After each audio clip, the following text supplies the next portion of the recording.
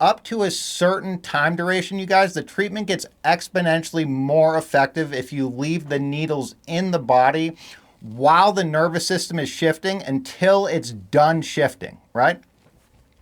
One of the best ways that I know how to tell this to you guys is if you stick the needle in and you rotate it, right, and you just keep barely trying to pull it out, if it's tight at all or if it's stuck, that means at least that specific tissue that that needle is still sympathetically dominant. Muscle contraction is a sympathetic process.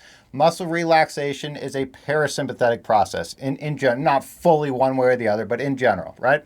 So if the needles come out like they're just in a stick of warm butter or they fall out, you at least know that that tissue that that needle was in is now in parasympathetic dominance. So I think that's the best mechanical way that we have to tell in a clinical setting what is going on with the tissue that the needles are in specifically.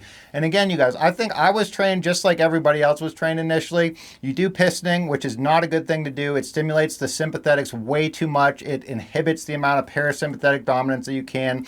It aggravates patients more, and it's just not the best way to do. So if you stick needles in once and rotate them until they're tight, that expands treatment area out, up, and down, and it gives you the maximum treatment for each needle, which is going to allow the most mitochondria to get oxygen saturated. It's going to put as much energy back into the autonomic nervous system as we can, and you're going to restore homeostasis and energy balance as quickly as you can. So just to recap, I target the parasympathetics with the very first needles that I put into people.